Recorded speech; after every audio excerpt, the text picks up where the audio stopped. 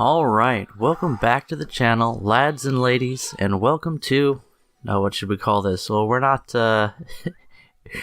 Content Cop. We'll call this Drama Interpol, okay? Tank Cop in Drama Interpol. So, I am sitting here in my living room, as you do when I'm making videos. I have my 2-year-old here right at the end of the table with her show going on her tablet. I have the baby, 6 months old now, half a year. She's grown up so fast, in her little bouncer, and those are going to be distracting noises in the background because I only have certain hours where these girls are sleeping and I've got other things to do other than make a video today. But I felt like getting this out there because this is something that's emerging in the War Thunder community, and watching this video, I felt like I had something to add to the conversation. Maybe a third-party perspective, if you will, because this video that MikeGoesBoom made is definitely something that comes from his personal perspective, and it has to do with things that are specifically between him and Slickbee. And as someone who has followed the channels of both of these people for a while, I had some opinions when I watched it. So let's get into the video. I asked Mike if I could use his video as a basis for an analysis, and he gave me the green light. And that was, that was what I would have expected. Mike is a pretty easygoing guy. And right off the bat, I'll tell you that I've talked with MikeGoesBoom. I did an interview on him. I found him to be a very charming person, and I enjoy the videos that he makes. I also have been following Slickbee for a long time, ever since the Baron Von Games days, when Baron invited me to watch his content in one of his videos. Again, Baron and I have no relationship. I just watch his videos, and I also have never contacted Slick. I've just watched his videos, and I've been off and on with Slick because of, the same reason that I've been off and on with the Orange Doom, I guess. He's big in the game of War Thunder, but there's something about his way of seeing life that I kind of get tired of. So those are my prejudices right off the bat, and we'll get into the video. So it starts off with this just introduction to some drunken rambling, and we're gonna see a lot of drunken rambling in this video. Then Mike opens, drinks some tea, and talks about what's going on. So let's cut ahead a bit. Fudged Up Fridays, never a good idea. As soon as Slick announced this this series of Fudged Up Fridays, or Fluffed Up, whatever, it's supposed to be Fucked Up Fridays. So, he has this idea of getting drunk and playing War Thunder for the entertainment of his viewers. As someone who has experienced people in his own personal life going insane and doing terrible things to each other and members of their family, I am hugely against drunkenness, especially if you're around other people or interacting with people in the form of a live stream. I really feel like it's a bad idea. There's a reason we have this big, beautiful brain inside our domes, and parts of that brain go to sleep, while less accountable parts of the brain stay very active. Hey, you're okay. Those have been broken for ages. Yeah. Once again, my toddler. She's too... Yeah, that's too bad. It's okay. You want me to plug him in? Plug. Yeah, you can plug that in. Did you know that? Okay, so drunkenness, not a good idea. I kind of felt like this Fudged Up Fridays series would probably come back to bite Slick, and that is the kind of impression that Mike seems to give in the video. Drunkenness, especially public drunkenness, not a good idea, especially for someone who makes content. You want to be completely in control of what you're putting out there when you have a big audience. So Mike talks about a feud instigated by Slick. Slick seems to have animosity toward people who he views as competition. Slick seems to be a competitive guy, and he uses that to push himself to do well in everything that he does. But it also appears, and this is just my impression, that he has a sort of, it's not a great way to put it, but I think this is exactly the way that he wants it to be, is a gang style mentality. Now, what is a gang mentality? I was introduced to the idea of a gang mentality when I was 6 and 7 years old in Alaska, of all places. I was growing up on a military base, and I went to an army school, and there were little 6, 7, 8-year-old wannabe gangsters on the playground. And I remember this kid. I can't remember his name. I think his name was John or Jack or Jake or something like that. And he had a group of 3 people with him, and they would just go around and they would just beat on people. And I was just this fresh-faced little kid, a little snot-nosed brat, literally. And I just wanted to play in the snow and jump off of the little climbable structures in the playground, because Alaska, super cool in a literal sense.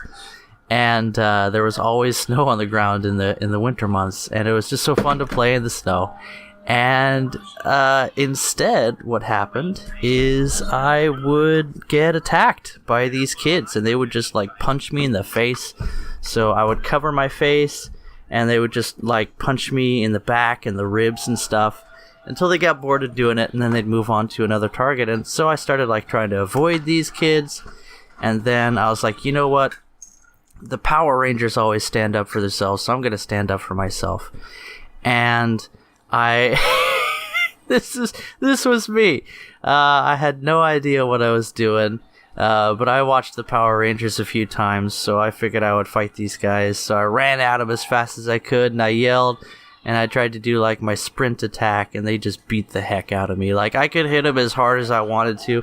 I was the weakest kid in the world when I was little, and it wouldn't even phase them. I could hit them in wherever, and it wouldn't stop them. And they would team up, and they would beat on me, and then they would just, go their way, finding more targets.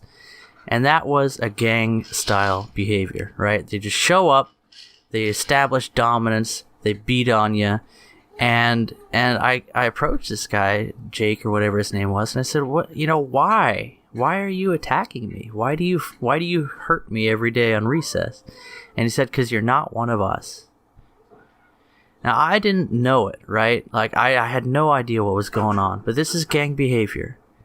They beat on everything, they attack everything that's not them whenever they have the opportunity. And they always do so from a position of advantage. It's really a group of bullies is what it really is. And their goal is to be the biggest on the block, to dominate their area, whatever they're involved in. And I absolutely detest that kind of behavior. So there's my bias, right? Toshio Thunder is biased against gang-like behavior. Just beating down things that are not you. Mike doesn't get a lot of time to talk in this video, does he? But that is sort of, that seems to be the culture that Slick is going for here.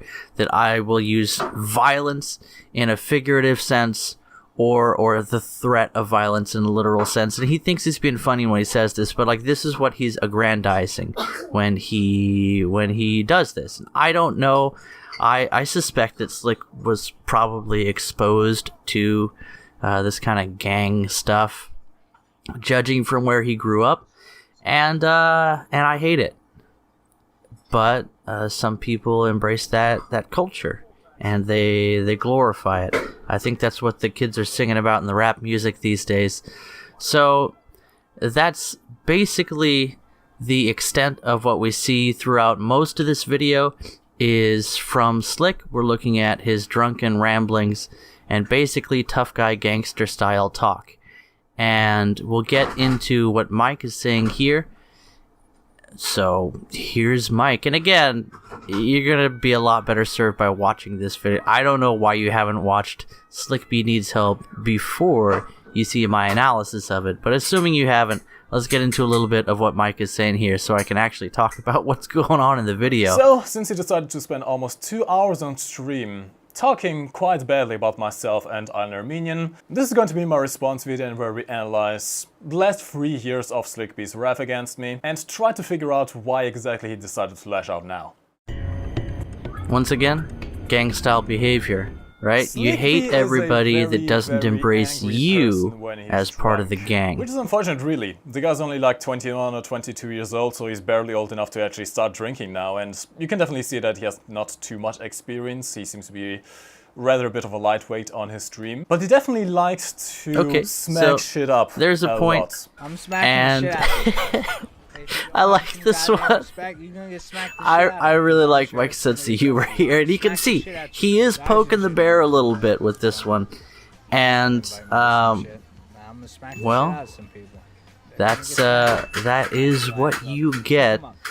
Slick has demonstrably shown some trash talking toward other people, self-aggrandizing. And so it shouldn't be surprising that he would receive that in return.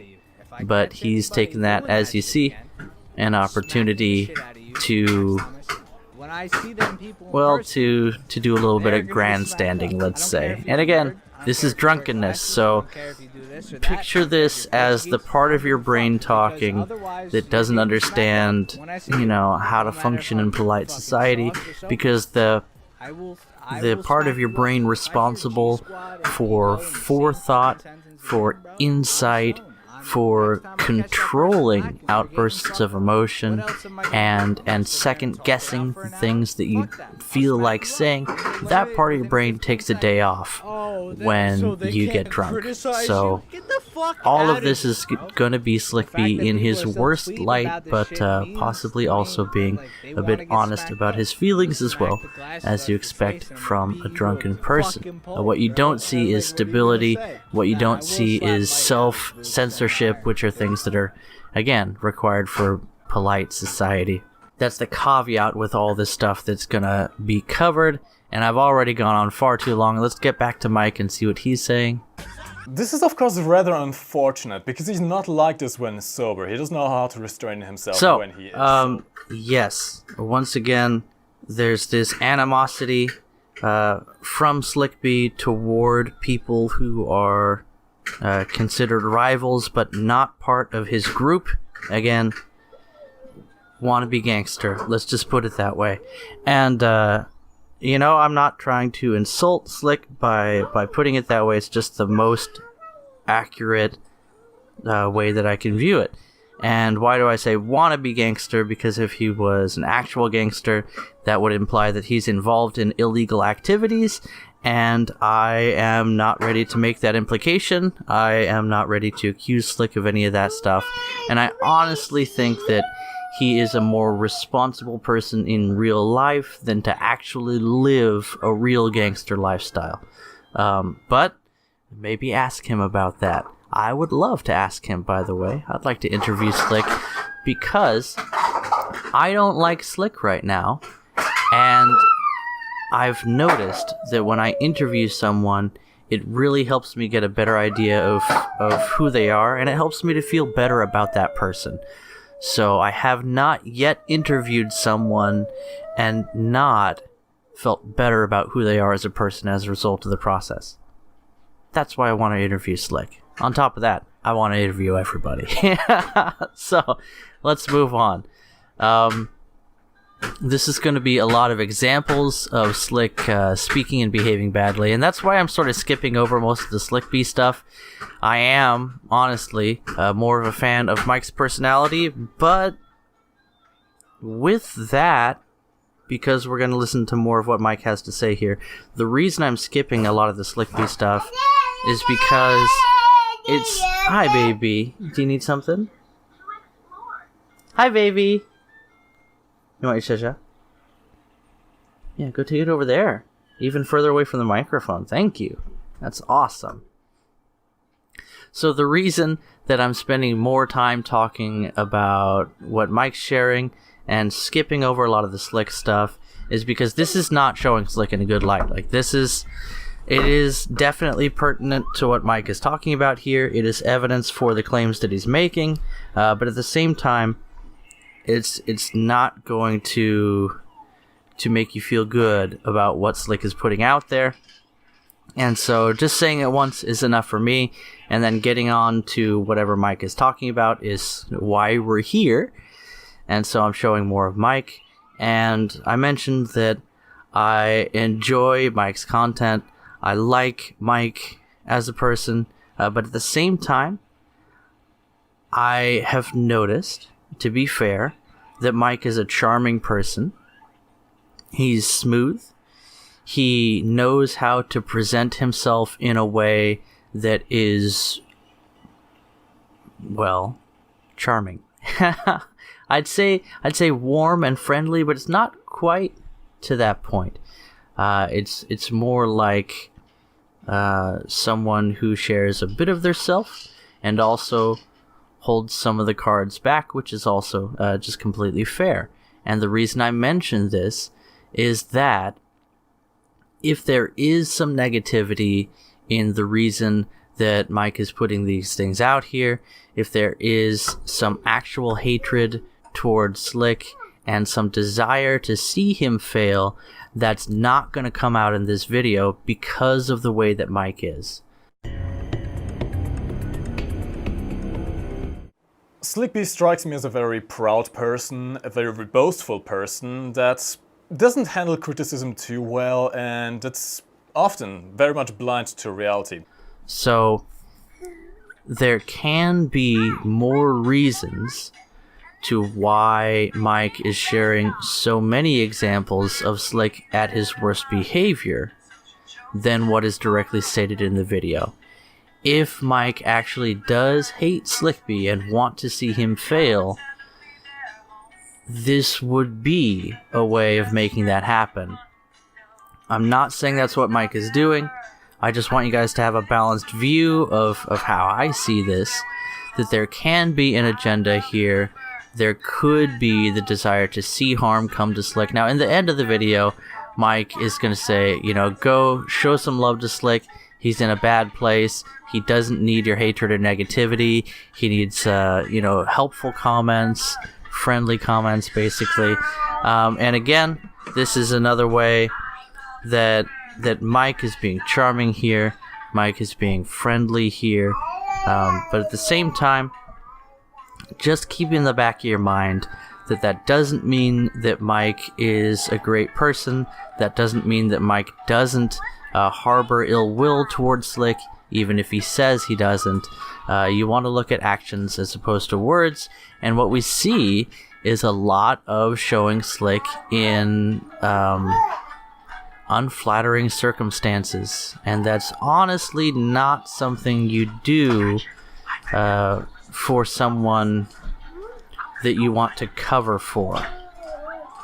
So Mike is not covering for Slick in this video. He's exposing Slick in this video, and he's doing so in a very charming way, but you want to keep a balanced view of what you're seeing is what I'm saying here. So all in all, again, I like Mike.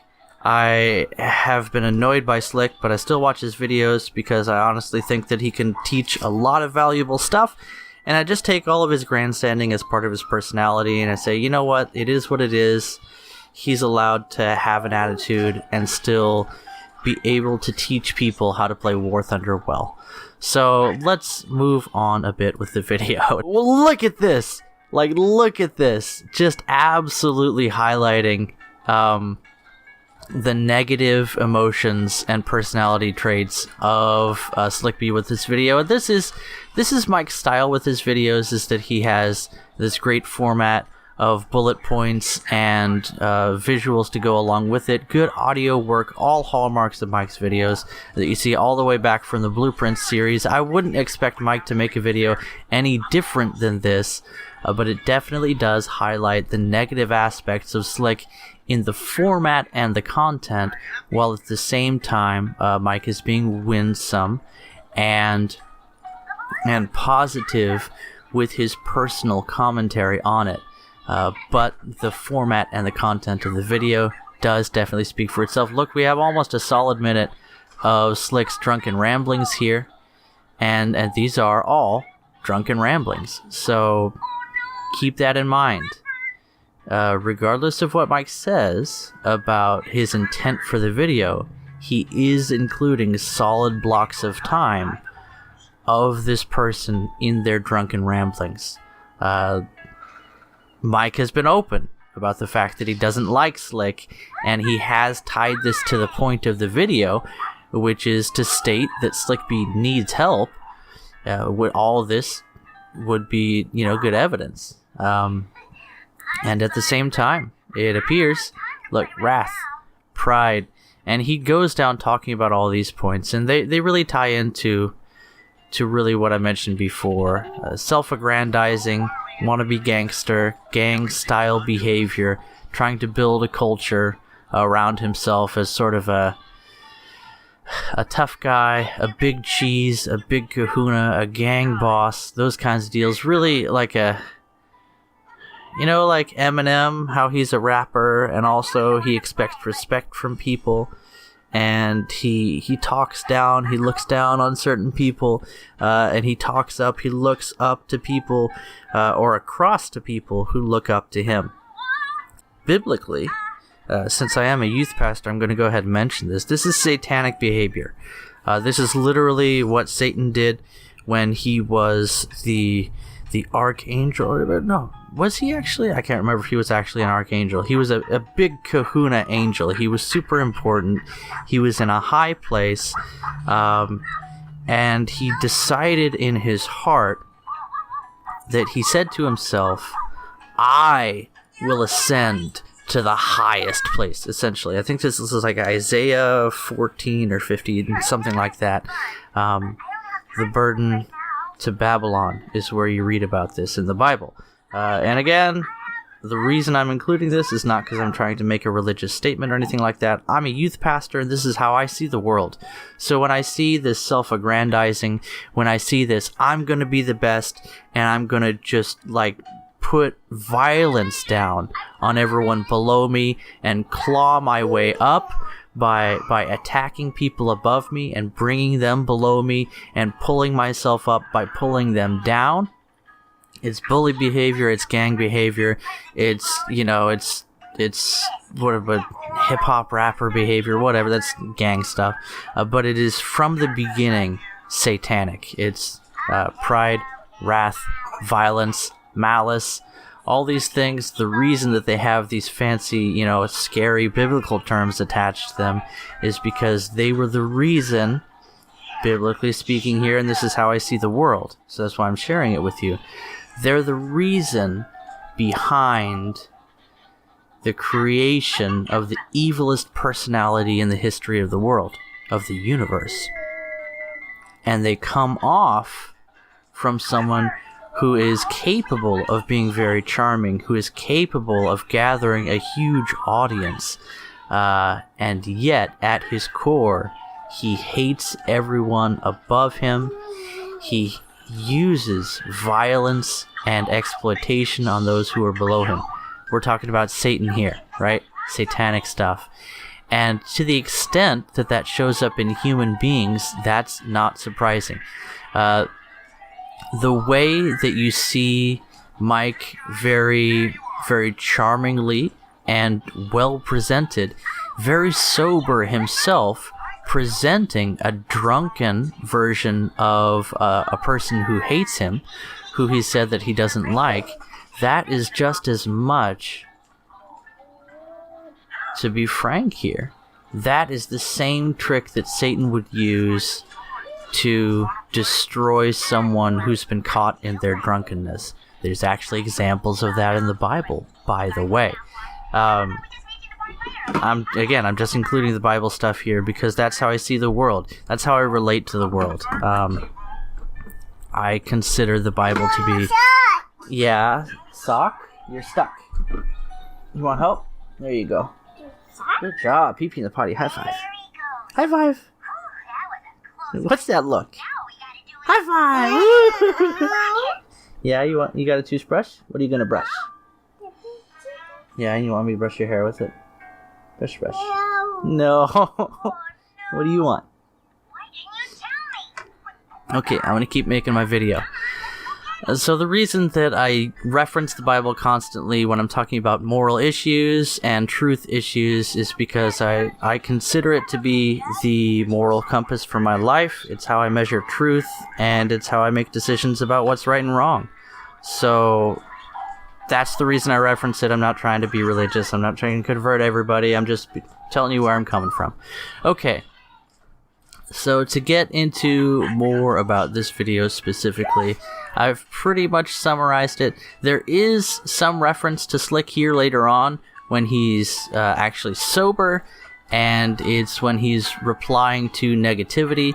Slick has this tough guy approach to negativity, that anything that seems to go against him, he will jump up and give a reason why that is wrong. Slick is very defensive about himself, and that seems to be the case. It's difficult to correct him. I'd shared earlier about how there's a proverb in the Bible that says, don't answer a fool according to his folly, or you will become like him. And that idea is you will just be mocked and become foolish yourself if you try to correct a fool. And honestly, that's what we see with Slick here, the way that he responds to correction. You know, what am I saying with this video? Is that, let's just have this running in the background. Mike is not showing mercy to his enemy here, which is what you would expect out of the world. Mike seems to be a worldly guy. He loves those who loves him. He hates those who hate him. And that is the normal way of the world. There's no reason to be called to a higher level unless you're a Christian. Love our enemies is exclusively a Christian thing. And again, not trying to be religious, I'm just saying that I don't expect Mike to show mercy to Slick. I don't expect Mike to wish good things for Slick, who has openly identified himself and decided that he is an adversary to Mike. Slick, a violent man in his heart toward people who will not lift him up as the greatest there ever was. And that's the lifestyle that he seems to have embraced. That's satanic behavior. But again, Mike also worldly behavior. And this is the behavior we see in a fallen world. So, all of that said, that's my analysis, this one. Mike is being a pretty average human being here, not showing his adversary in a positive light. That's what you expect out of normal people. He's also being charming. He's also calling people to positivity. But again, that is another way of taking the moral high ground. I have been very critical of Slickbee during this entire video, and I feel like I should be angrier. We've got a long story and I've disliked Slickbee for a long time. I know who he is to people he doesn't like. And despite him talking shit about me for 2 hours straight, I honestly am not angry. It is very obvious that Slickbee is going through some issues with his life. In fact, earlier on in the same stream, he got very emotional to his audience and explained most of the things that were going on. And having been there, I can definitely understand what he's going through. You're a young guy, you're trying to figure out stuff in your life, your family doesn't accept that YouTube is actually a job, especially with the amount of work he puts into it. I want you to go to his channel, and give him some positive energy, give him some positive comments, tell him everything will be alright and that life will get better. And it could just be his way of saying, it's over, Slick, I have the high ground. So those are sort of, and I often take an adversary, I take a devil's advocate approach a lot of times, hi baby, when I'm watching these things, and I'm a pretty cynical guy in my mind, so that's how I see this. In response, yeah, you want to touch the microphone? Touch. Hey, what do you want? Are you hungry? Honestly, I would love to see both of these two walk with the Lord and have their lives and hearts transformed by the love of Jesus. And that is a very loaded statement now, isn't it? Because I am convinced that the best response to all these kinds of drama and bad behavior, the best response to hatred and malice and darkness that you find within yourself, is to hand that over to the Lord God. Well, am I being religious here? That's just a personal decision that I made a long time ago. When I was 13, I committed myself to the Lord.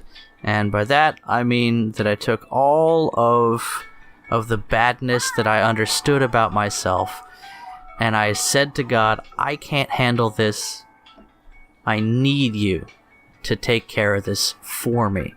And I was amazed at what happened after that. I have a video called Why I Introduced Myself as a Crazy Person, where I really talk about that. But let me be really honest with all of you. I've talked about Mike, I've talked about Slick, I've identified Slick's behavior as satanic. I've identified Mike's behavior as charming, but possibly with a hurtful intent, or an intent to harm his enemy, and also coming from motivations that might not be, well, they could be ugly motivations here, a lot of exposing of Slick. And what about myself? What if I turn that magnifying glass onto my own self? Well, I want to talk with people about what's going on. I love to share my opinion. I can be a proud and negative person as well, and I constantly fight with the negativity and the evil, to put it very plainly, the evil that is in me. That is a normal human experience for every human being on the planet. I am convinced that every person struggles with their desire to do evil, and we see that in every single person. So that's where I'm coming from. I'm not innocent, right? I do wrong things, and I desire to do wrong things, but the decision that I've made is to hand over control to well, the God who revealed himself to me in a very personal way. And if I can ask for anything, I would ask that these two people, that Mike reaches out to the Lord. Mike's not a Christian, and I honestly I like Mike, I really do. And he's been a friendly guy toward me. I asked him about this video, and he answered me right away, and he said he was interested to see what I had to say. And I didn't say flattering things about what I suspect or what could possibly be the motivation behind this video. But the one thing I'd love to see for Mike is that he would really experience the goodness of God, and that he would really see the darkness of his own heart, because every single human being in the world has a dark and disgusting heart. At the core of us, we're rotten, and only the Lord God can fix that. So that's what I'd like to see. Yes. Even my beautiful 2-year-old girl is rotten at heart, and I want to see her get saved too. And same thing for Slick. We're all rotten. We're all rotten people. We're all bad people. there was one good man. There was one good man, and he died on the cross for our sins. And that's what I'd like to see Slick and Mike embrace. Anyway, for you guys, you've watched long enough, and I don't really feel like I've added anything to this conversation, but there's my 2 cents in a $10 format, and I'll catch you guys in the next video. And if any of this seems like it's exploitative or taking advantage of, somebody else's work, this is entirely Mike's video that I've used in the background. He did a great job of putting this together. He does a lot better job of making videos than I do. I honestly think that as a YouTuber, he's way above my level. Same thing for Slick. In both playing the game of War Thunder and making videos, I think they're on a totally different level than me. But if you've heard my voice today, I hope you appreciate where that's coming from, to try and just give an analysis of where I honestly feel these two are coming from and what the real heart of this video is. I haven't touched on the conflict between these two. I haven't really touched on Slickbee's behavior specifically, and these are all things that you see in this video by MikeGoesBoom, which I will link in the description of this video. And if I've behaved badly, then I apologize, and I'm ready to be corrected on things that I've done wrong. And I'm completely unashamed of plugging Jesus at the end of this video, because I think he's the real point. I think that the Savior of the world is the Savior of you and me, personally, specifically. None of us is going to be a good person apart from his influence, and none of us is going to be free until he sets us free from ourselves. Anyway, enough of me being a youth pastor. Catch you in the next video. Bye-bye.